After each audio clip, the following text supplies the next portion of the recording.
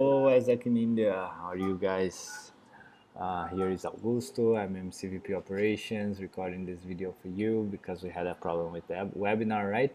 But this will be recorded for the years to come for you to learn how to best fill audits. So, super important topic for you, and we'll do that by simple 5 steps. Okay, so let's go through the steps. It will be super easy, super simple for you to guarantee not only that you're filling the audits, but that you're doing this properly and embedding this to the processes in your department. Okay, so the first thing that we have is make sure that your department understands the importance of it, so they know why audits is important. And you guys already had the first webinar from the ECB explaining that.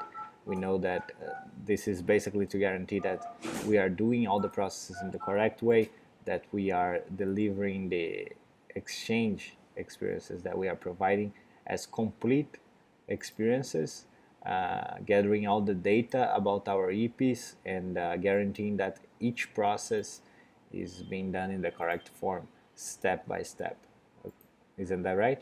And also, of course, that we are doing it in the legal way. So that's why we connected the operational audit to the financial audit, where you have to upload all the documents and so on.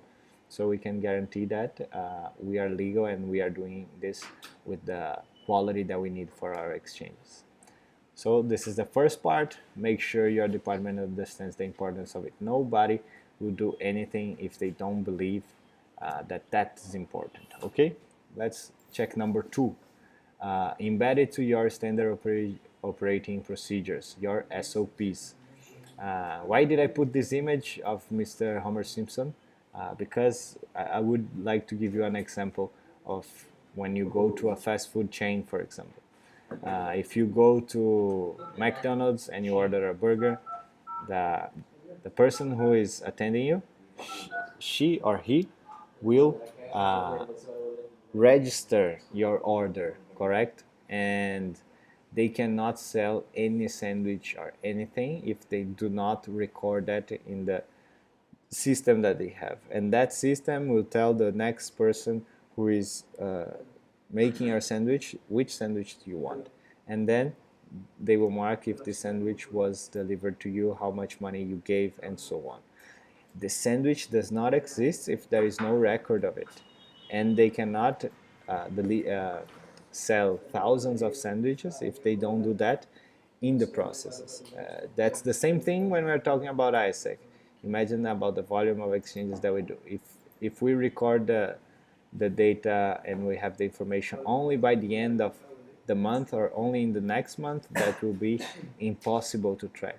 So every step that we do to deliver those exchanges, they need to have the auditing procedures embedded to the general procedure. So if I get an approved, what do I need? I need a payment and I need the contract signed. If I don't have that, then it's not approval. And with all the other things, is the same thing. So if I'm assisting my EP to get the visa, I have to guarantee that I have the record of the visa, that I gave him all the documents, and that I registered which step am I doing, correct? So we can deliver all the exchanges that we have and guarantee that everything is done in the proper way. Number 3, easy. Use it to nail value delivery. Why do I say that? Because I don't understand how is it possible for us to do value delivery if we don't have the basic information about our EPs and our opportunities. For example, when is the realization date? When is the end realization date?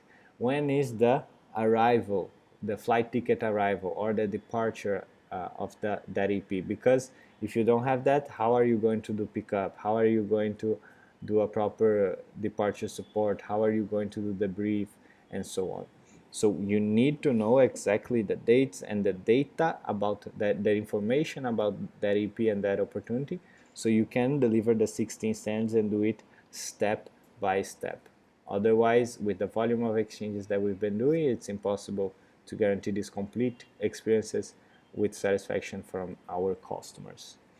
Number four, I'm sorry. Track everything and everyone based on it. What do I mean with that?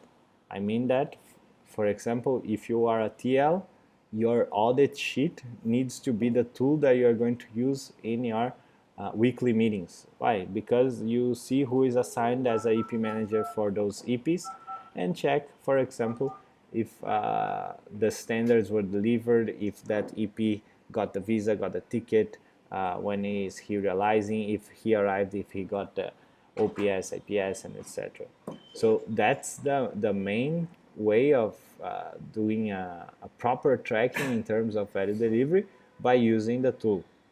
After any EP is approved, they need to be there in that tool, and then you can track the step-by-step of that EP.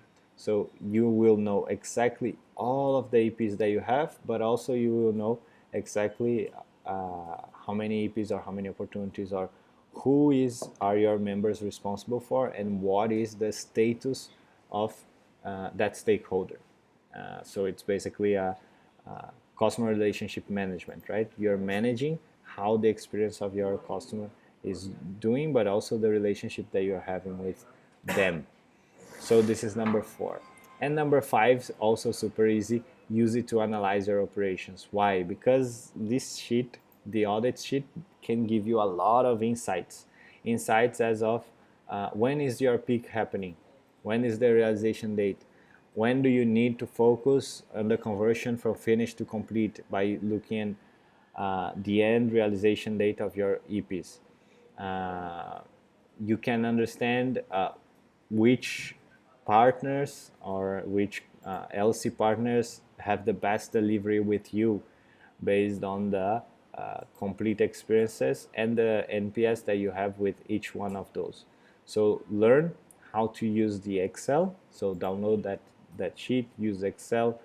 If you want to know more, you can talk to me or you can talk to the ECB directly. But you can draw a lot of inferences by analyzing all this data and all this information that you have. So it can give you insights for planning, it can help you on tracking, and also understanding the profile of your EPs, your timeline, the delivery that you're having, which standards are you delivering better, or which standards you need to pay attention to, and so on. So you can draw a lot of inferences. All right, so this is super easy. Again, let's go back super fast. Number one, make sure your department understands the importance of it. Number two, embed this to your standard operational procedures. Use it to nail value delivery. This is how you're going to guarantee that you have the best value delivery ever. Number four, track everything, meaning all your EPs and all your opportunities, and everyone, meaning your members, based on it. And number five, use it to analyze your operations. So track, plan, replan, draw inferences, so to find your bottlenecks and so on to evolve your operations. All right, this is both for product, both for your team, and for your IRs. These three parts of your operation, you can draw inferences from that. So I hope this was useful for you. Thank you very much. If you want to talk to me, just send me an email, augusto.valle. I don't know how to say this in English. augusto.valle@isaac.in. Okay, super easy. I hope you guys enjoy and keep up with the audits. It's super important for us to deliver the best experiences for our customers. Goodbye. See you.